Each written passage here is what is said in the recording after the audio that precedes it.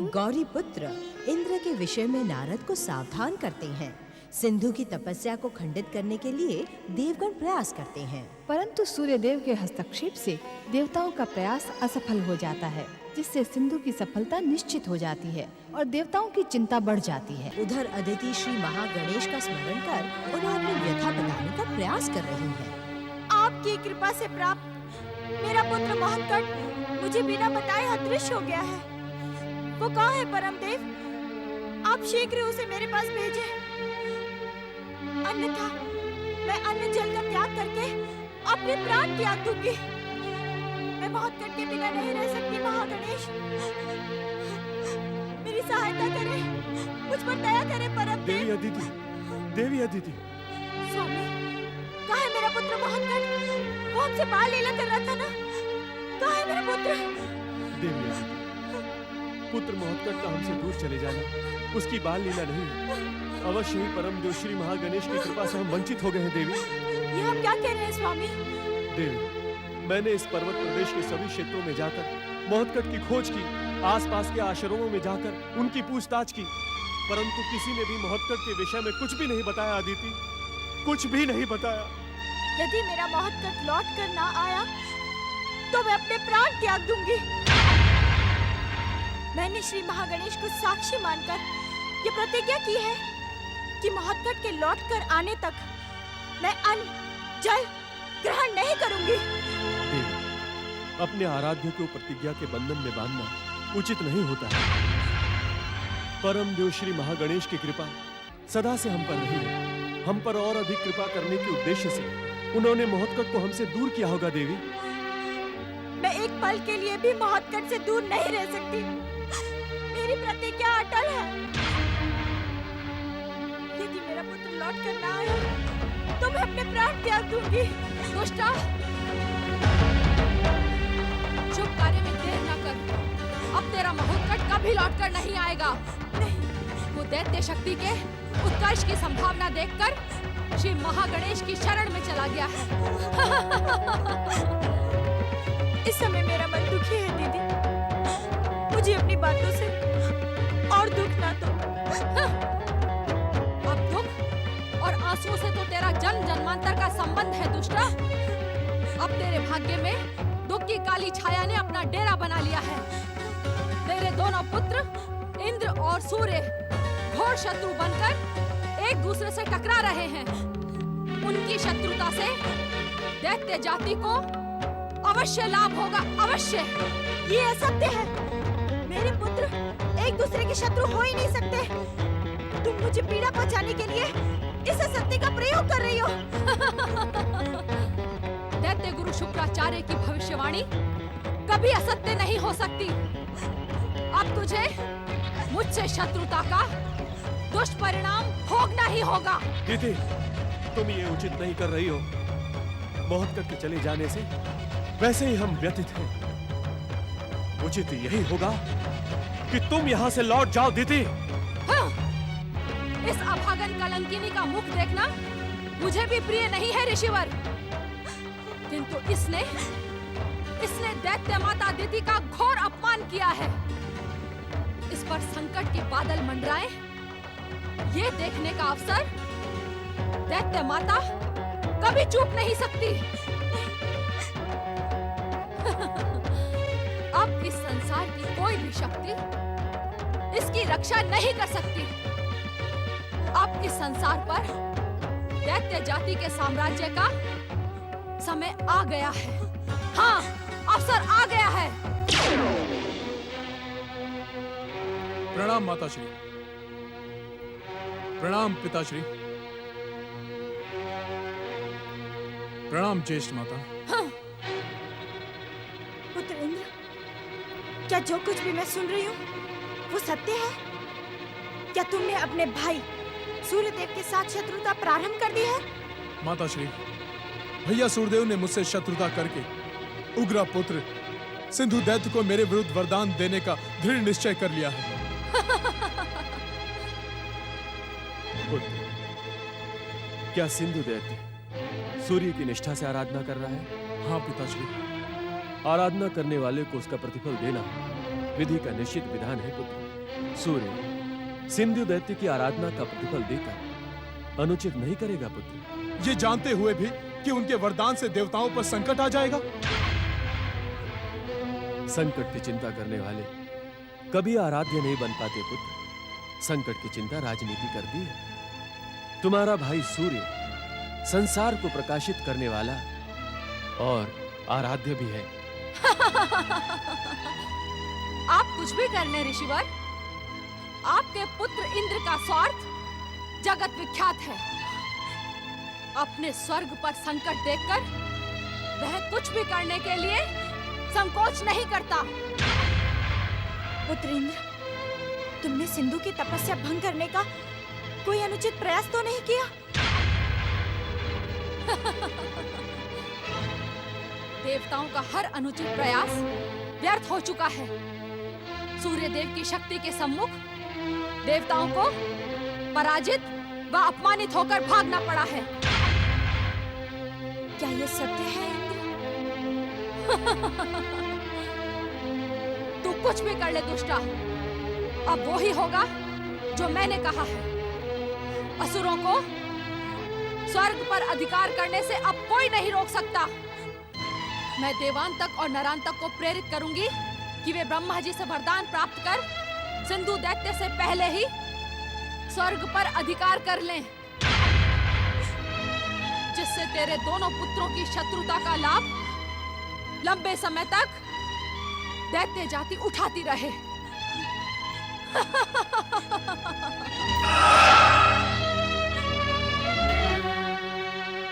पुत्र इंद्र, जो कुछ भी हुआ उचित न था। तुम्हें इसका परिणाम भुगतना ही होगा। मुझसे भूल अवश्य हुई है पिताश्री, किंतु उस परिणाम को बदलने का कोई न कोई उपाय अवश्य होगा। परम देव श्री महागणेश की आराधना के अतिरिक्त इसका कोई उपाय नहीं है। देवी अदिति, हमें पुत्र इंद्र पर आए संकट को समाप्त करने और अपने पुत्र महोत्कट को पुनः प्राप्त करने के लिए इसी समय परम देव श्री महागणेश की अखंड आराधना प्रारंभ करनी होगी। जो आज्ञा ऋषिवर। आओ। ओम भास्कराय नमः। ओम सूर्यदेवाय नमः। ओम देवासुरवंदिताय नमः। ओम भास्कराय नमः। ओम भुवनेश्वराय नमः। ओम देवासुरवंदिताय नमः। ओम सूर्यदेवाय नमः। ओम विवस्वते नमः। ओम भास्कराय नमः। ओम भुवनेश्वराय नमः।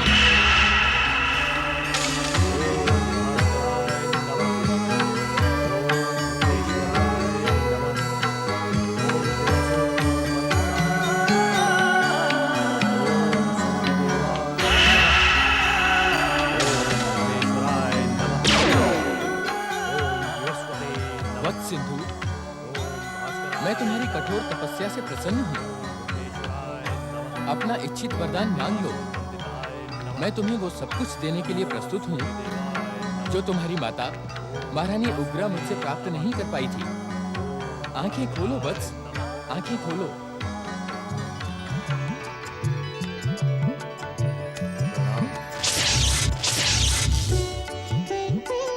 आप परम दयालु हैं सूर्यदेव, परम दयालु। सूर्यदेव, क्या आप मुझे मेरा इच्छित वरदान प्रदान करेंगे? मेरी उपस्थिति इस बात का प्रमाण है सिंधु कि तुम्हारी तपस्या सफल हुई। तुम अपना इच्छित वरदान प्राप्त कर सकते हो। मांगो, क्या मांगना है? भगवान भास्कर, यदि आप मुझ पर प्रसन्न हैं और यदि आप मुझे वरदान प्रदान करना चाहते हैं, तो मुझे ऐसा वरदान दें जो आज तक किसी भी असुर या दैत्य ने प्राप्त ना किया हो। मैं परम दैत्य शक्ति और त्रैलोक्य का साम्राज्य चाहता हूँ। मैं स्वर्ग, पृथ्वी और पाताल के साथ ब्रह्मलोक, वैकुंठ और कैलाश पर अपना आधिपत्य स्थापित करना चाहता हूँ। देवों को अपने वश में करके मैं संसार के सारे सुखों का उपभोग करना चाहता हूँ। सूर्यदेव, मैं आपसे अमरता का वरदान भी चाहता हूँ, जिससे संसार की सभी शक्तियां मिलकर भी मेरा वध न कर सके। सूर्यदेव, आप मौन क्यों हैं? क्या आप मेरी कठोर तपस्या से प्रसन्न नहीं है? वत्स सिंधु, मैं तुम्हें पहले ही कह चुका हूँ कि मैं तुम्हारी तपस्या से प्रसन्न हूँ, परंतु मैं तुम्हें वे सब वरदान नहीं दे सकता जो तुमने मांगे हैं। अर्थात ना तो मैं तुम्हें त्रैलोक्य का साम्राज्य दे सकता हूँ, ना पूजनीय त्रिदेवों ब्रह्मा, विष्णु और महेश के आधिपत्य का अधिकार, और न ही मैं तुम्हें अमरता का वरदान दे सकता हूँ। जब आप मुझे कुछ दे ही नहीं सकते, तो आपने मुझसे इतनी कठोर तपस्या करवाई क्यों? आपने मेरी शक्ति का इतना दुरुपयोग क्यों करवाया सूर्यदेव? तुम्हारी बातों पर तुम्हारी माता महारानी उग्रा की छाया दिखाई पड़ रही है। उसने भी कठोर तपस्या करने के बाद वरदान प्राप्त करते समय मेरा अपमान किया था। तुम भी मेरा अपमान करने की भयानक भूल कर रहे हो सिंधु। आपकी तपस्या करके मैंने अवश्य ही भूल की है सूर्यदेव। क्या तुम्हें मेरी तपस्या करने का पश्चाताप है? वैसा उत्साह भी नहीं है सूर्यदेव जैसा तपस्या प्रारंभ करने के समय था। तब तो मैंने शुक्राचार्य की उपेक्षा करके स्वयं को आपके चरणों में समर्पित कर दिया था। वो सब मैं जानता हूँ सिंधु, सब जानता हूँ, किंतु अपनी माता के ही समान तुमने ऐसे वरदान मांगे हैं जिन्हें देना मेरी सामर्थ्य में नहीं है। तो आपकी सामर्थ्य में क्या है सूर्यदेव? क्या मैं ये मान लूं कि आपकी तपस्या करके मैंने अपना समय नष्ट किया है? तुम्हारा समय नष्ट नहीं हुआ है सिंधु। तुम्हारी कठोर तपस्या के कारण मैं तुमसे प्रसन्न होकर तुम्हें पृथ्वी और स्वर्गलोक पर अधिकार करने का वरदान देता हूँ। मेरी कृपा पाकर तुम दैत्य सेना प्रकट करने और अतुल्य शक्ति के स्वामी हो जाओगे, परंतु सावधान, अपनी शक्ति का दुरुपयोग न करना, अन्यथा मेरा वरदान भी तुम्हारी जीवन रक्षा नहीं कर पाएगा। तुम्हारा कल्याण हो।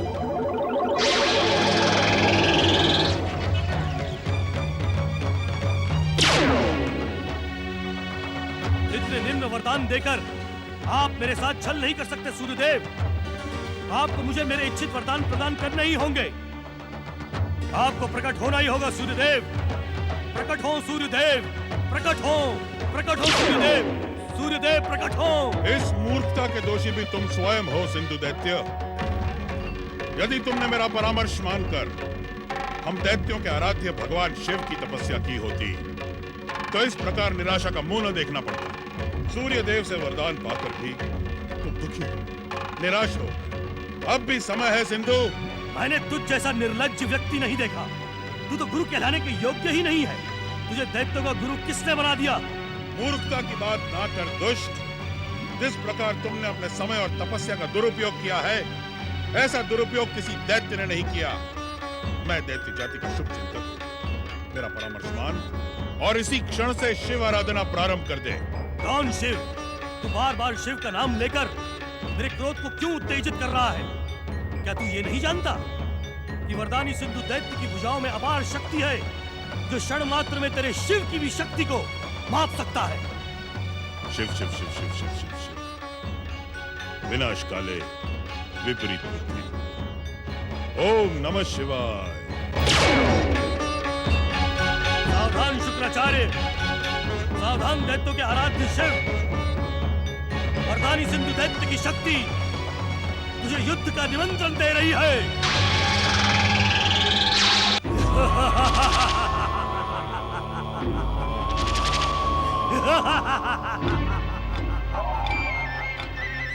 दैत्य सेना प्रकट हो, वरदानी शक्ति प्रकट हो।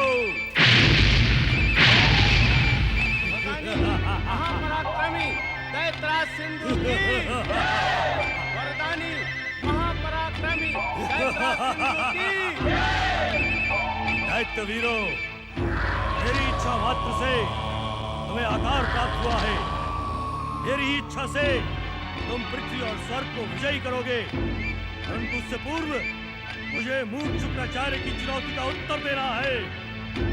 मैं देखना चाहता हूँ कि दैत्यों के आराध्य शिव कितने शक्तिशाली है। वरदानी महापराक्रमी दैत्यराज सिंधु की। वरदानी महापराक्रमी दैत्यराज सिंधु की। देवादिदेव महादेव भगवान शिव की। देवादिदेव महादेव भगवान शिव की। देवादिदेव महादेव भगवान शिव की। देवादिदेव महादेव भगवान शिव की।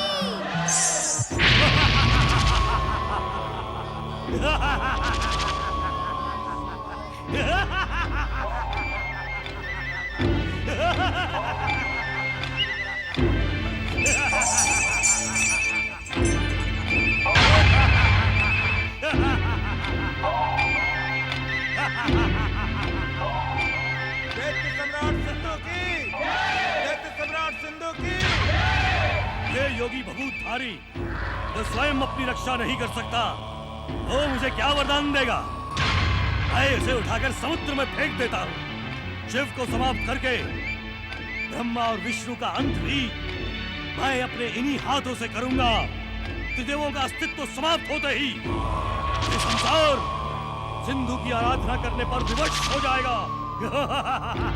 सावधान सिंधु, तेरी मूर्खता तेरे अंत का कारण बन जाएगी। जैसे आया है वैसे ही लौट जा। जैसे आया हूँ वैसे ही लौट जाऊं? अरे विचित्र प्राणी, तू नहीं जानता कि सिंधु एक बार जो ठान लेता है उसे पूरा करके ही छोड़ता है। तू मेरे मार्ग में बाधा मत डाल, अन्यथा तुझे यमलोक का मार्ग दिखा दूंगा। यमलोक का मार्ग कौन किसको दिखाता है, इसका निर्णय अभी हो जाएगा।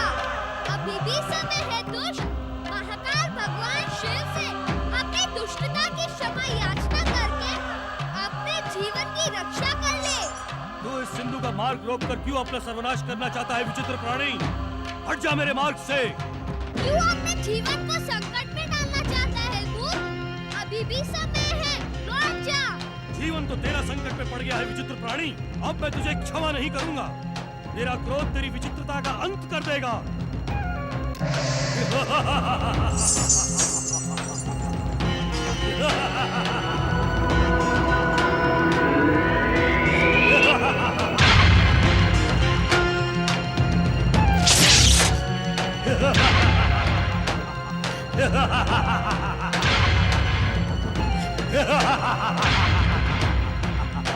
जय माता की।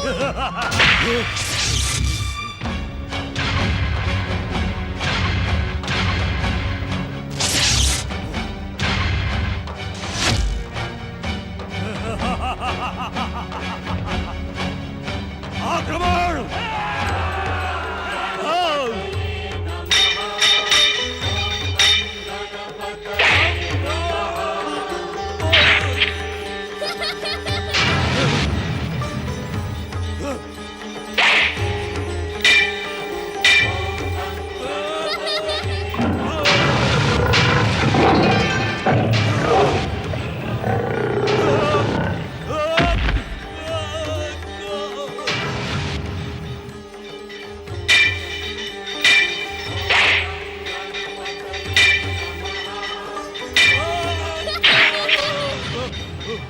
दुष्ट सिंधु भूत भविष्य और वर्तमान में संसार में कोई भी ऐसी शक्ति प्रकट नहीं हो सकती जो विश्वेश्वर शिव और त्रिदेवों को हानि पहुंचा सके।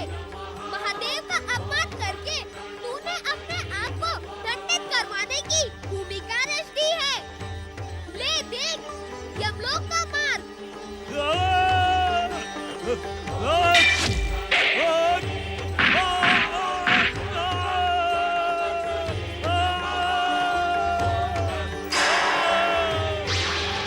मूर्खराज सिंधु, परम देव श्री महागणेश के विधान के अनुसार तेरा वध मुझ मयूरेश्वर के हाथों ही होगा, परंतु वह समय अभी दूर है। तेरी इच्छा पर मैंने तुझे यमलोक का मार्ग दिखा दिया। अब मेरी इच्छा पर तू सागर के अतल तल में अचेत रहकर अपने अंत की प्रतीक्षा कर।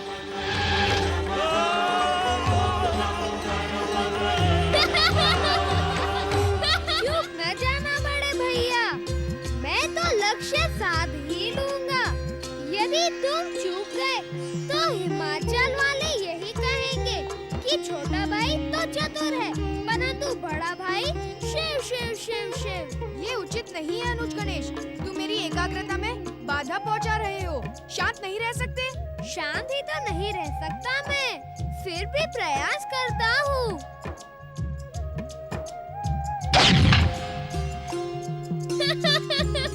धन्य हो बड़े भैया, धन्य हो। क्या आपको महर्षि अगस्त्य के आश्रम में धनुर्विद्या की शिक्षा दी जाती थी? अब बातें बनाना बंद करो अनुज और अपना लक्ष्य साधो। मैं तो यही खड़े खड़े लक्ष्य वेध सकता हूँ बड़े भैया। यहाँ से लक्ष्य नहीं सधेगा गौरीपुत्र। साधक के मन में साधना के प्रति समर्पण हो तो लक्ष्य अपने आप ही सज जाता है भैया। सूर्यदेव रक्षा करें, रक्षा करें, सूर्यदेव रक्षा करें। भैया कार्तिकेय, क्या तुमने भी वही सुना जो मैंने सुना? तुमने क्या सुना अनुज गणेश? क्या तुम्हें समुद्र में डूबते हुए किसी दैत्य की चीत्कार सुनाई नहीं दी?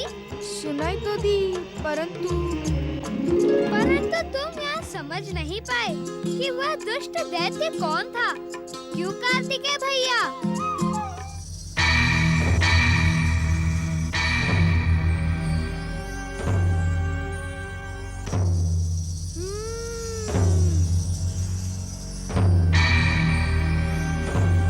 पूजा भैया, जिसने अभी अभी तुमसे बात की, वह स्वर किसका है? ये हमारे समान कोई बालक है। वही जो तुम्हें शेषशैल पर्वत से कैलाश लाया था, जिसने तुम्हें माता पिता के दर्शन करवाए थे। तुम उसे ही भूल गए बड़े भैया? तो तुम मयूरेश्वर हो? आओ भैया, शीघ्र प्रकट हो, मेरे गले से लग जाओ। मैं तुमसे मिलने के लिए कब से व्याकुल था। कार्तिकेय भैया, आप थे तो मेरे साथ रहे थे, परंतु व्याकुल थे मयूरेश्वर से मिलने के लिए। धन्य हो भैया, धन्य हो। नहीं नहीं, ऐसी बात नहीं है गौरीपुत्र। तुम दोनों मुझे समान रूप से प्रिय हो। हाँ, मयूरेश्वर तो मुझसे अधिक प्रिय होगा ही, क्योंकि तुम्हारा मयूर पहले पहल इन्हें ही लेकर तुम्हारे पास आया था, है ना भैया? तुम दोनों मिलकर अपने बड़े भाई से परिहास करना चाहते हो? मैं इस परिहास को समाप्त करता हूँ बड़े भैया। गौरीपुत्र श्री गणेश, भैया कार्तिकेय, मेरे मयूरेश्वर अवतार का आधा उद्देश्य पूर्ण हो चुका है। अब मैं आधा उद्देश्य तो शेष है ना मयूरेश्वर। तुमने सूर्य देव से वरदान प्राप्त सिंधु दैत्य का उद्धार करने के लिए ही अवतार धारण किया है। इतना तो मैं जानता हूँ, इसलिए सिंधु का अंत होने तक तुम्हें हमारे साथ ही रहना पड़ेगा। इस समय तुम हमें छोड़कर नहीं जा सकते। परम देव श्री महागणेश के इच्छा अनुसार मैं तब तक अदृश्य ही रहूंगा, जब तक सिंधु दैत्य पुनः अपने वरदान का दुरुपयोग करने के लिए उपस्थित नहीं हो जाता। लंबे समय से माता पार्वती कैलाश पर नहीं है। तुम सब भी यहाँ हो। अब तुम तीनों कैलाश जाकर वहाँ का सूनापन दूर करो। मेरा तुमसे यही अनुरोध है। शीघ्र कैलाश पहुँचो भैया।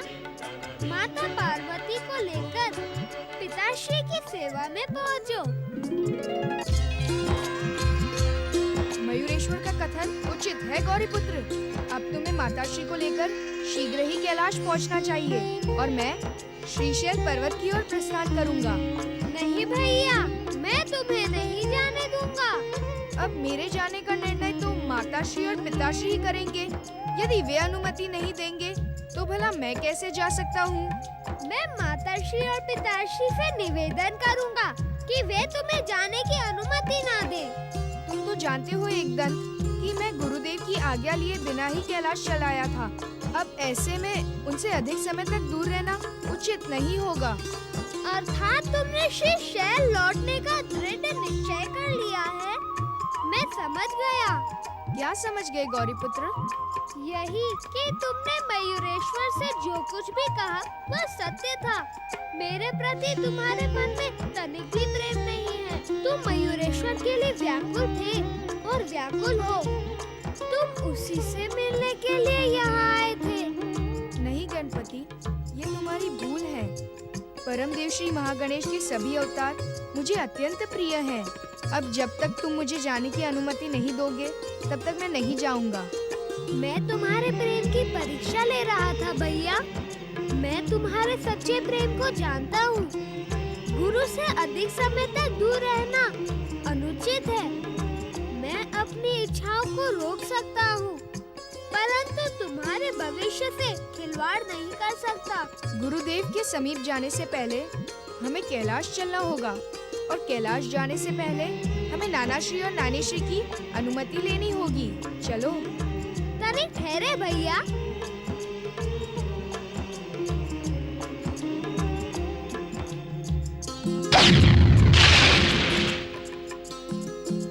सुंदर, अति सुंदर गणेश। चलो।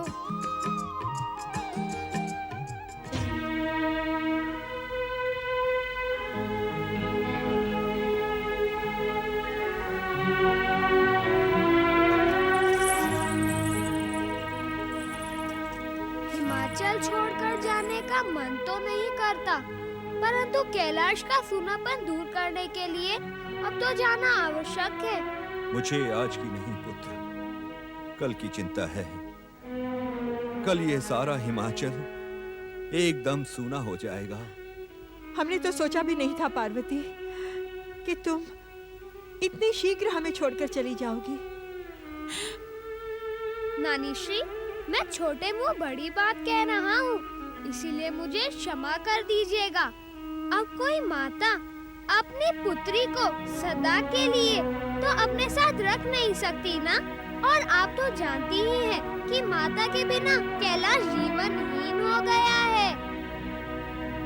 नानाश्री, हम आपकी स्नेह छाया को छोड़कर जाना तो नहीं चाहते, परंतु कैलाश की स्थिति का अनुमान लगाकर हम तुम्हें रोकेंगे नहीं पुत्र, किंतु इतना अवश्य कहेंगे कि तुम तीनों के बिना यहाँ का जीवन एकदम निर्जीव हो जाएगा पुत्र, एकदम निर्जीव हो जाएगा। और हाँ, यदि संभव हो तो एक बार फिर शीघ्र चले आना यहाँ। अवश्य, यदि पिताश्री की इच्छा हुई तो हम पुनः आएंगे। आपकी पाकशाला के मोदकों और लड्डुओं का स्वाद मुझे स्वयं ही यहाँ खींच लाएगा नानी श्री। गजानन, हमने तुम्हारे लिए मोदक और लड्डू पर्याप्त मात्रा में रखवा दिए हैं। आप धन्य हैं नानी श्री। आप हमारा जिस प्रकार ध्यान रखती थी वह हम कभी भूल नहीं सकते। यदि मुझसे कोई भूल हुई हो तो। नहीं नहीं नहीं, तुम भूल कर ही नहीं सकते गजानन। अपने भैया कार्तिकेय का वचन तुम्हें स्मरण रखना होगा गजानन। तुम्हें शीघ्र ही हिमाचल लौट कर आना है। मेरी पाकशाला तुम्हारी प्रतीक्षा करेगी। जो आ गया नानी श्री। प्रणाम नानी श्री। प्रणाम नानी श्री। दीर्घायु हो पुत्र।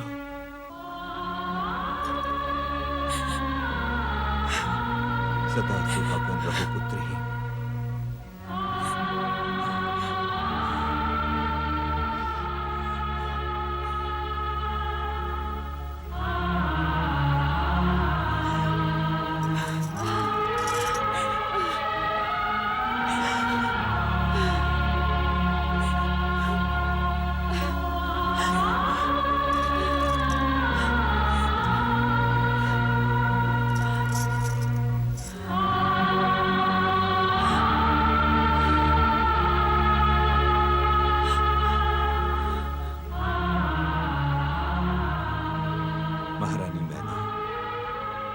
अब इनकी स्मृति और प्रतीक्षा में ही हमें समय काटना होगा।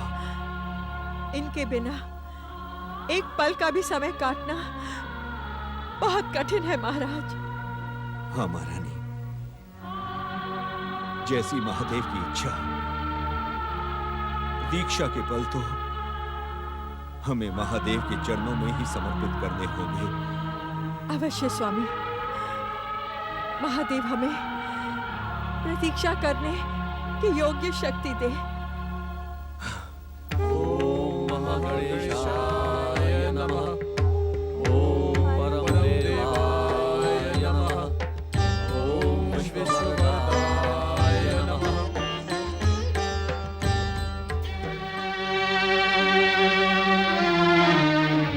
क्या हुआ स्वामी?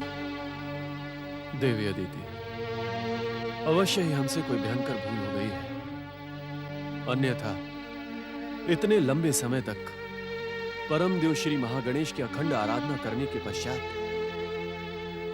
हमें उनकी कृपा का अवश्य कोई संकेत मिलता। आप सत्य कह रहे हैं स्वामी। विश्व को वरदान देने वाले हमारे आराध्य परम देव श्री महागणेश हमसे रुष्ट हो गए हैं। ऐसे में हमारा जीवित रहना भी व्यर्थ है। नारायण नारायण। प्रणाम ऋषिवर। प्रणाम देव। प्रणाम देव माता अदिति। देवराज, ऐसा प्रतीत होता है कि परमदेव श्री महागणेश की आपकी अखंड आराधना सफल सिद्ध हुई। मैं कुछ समझा नहीं देव ऋषि। नारायण नारायण। देवराज, परमदेव श्री महागणेश के मयूरेश्वर अवतार ने सूर्यदेव के वरदान से उत्पन्न सिंधु दैत्य को समुद्र के अतल तल में अचेत पड़े रहने को विवश कर दिया। उचित समय पर उचित समाचार सुनाकर आपने देवराज इंद्र को आनंदित कर दिया है। आप धन्य हैं। देवराज, मैं तो मात्र संदेश वाहक हूँ। यदि आपको आभार व्यक्त करना ही है तो परमदेव श्री महागणेश एवं अपने माता पिता का आभार व्यक्त करें, जिनकी सहायता से आपको सिंधु दैत्य के भय से मुक्ति मिली है। अवश्य देव ऋषि, अवश्य। आपकी लीला अपरंपार है श्री महागणेश। आपकी जय हो। पिताश्री, माताश्री, मैं आपके श्री चरणों को प्रणाम करता हूं। आपकी कृपा से स्वर्ग पर आया भयानक संकट टल गया। अब मैं सूर्य के पास जाऊंगा और उसे पुत्र इंद्र, अपने भाई से शत्रुता बढ़ाना तुम्हारे लिए उचित नहीं होगा। तुम्हारी माता उचित कह रही है पुत्र।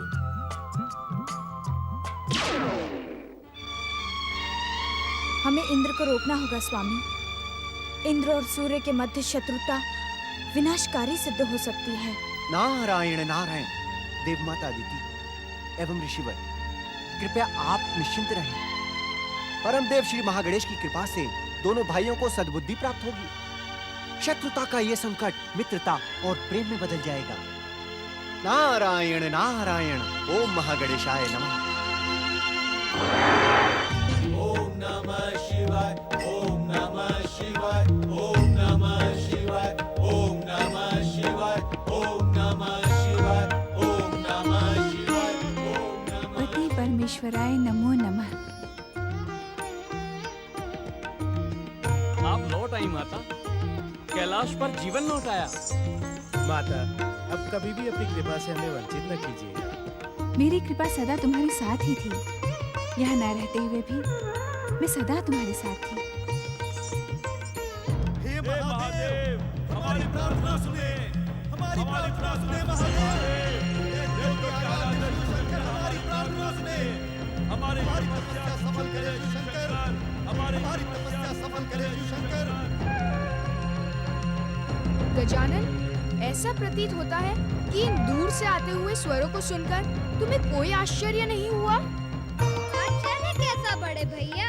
यदि तुम अपनी दिव्य दृष्टि का प्रयोग करते तो तुम भी समझ जाते कि यह स्वर है किसका। हम तो दिव्य दृष्टि से देख नहीं सकते। ये किसका स्वर है श्री गणेश?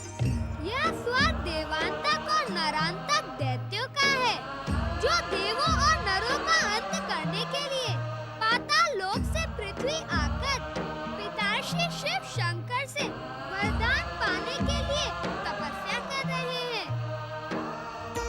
तब तो हमें पिताश्री को सावधान करना होगा। किस लिए सावधान करना होगा कार्तिकेय? देवों और नरों का अंत करने वाले इन दुष्टों को पिताश्री वरदान देने ही न जाएं। इस बात के लिए माताश्री। आप कैसी बातें कर रहे हो भैया? क्या महादेव कभी असावधान रह सकते हैं? समाधि में रहते हुए भी वे तीनों लोकों की घटनाओं को प्रत्यक्ष देखते रहते हैं। हे महादेव, हमारी प्रार्थना सुने। हमारी प्रार्थना सुने महादेव। दैत्यों के आराध्य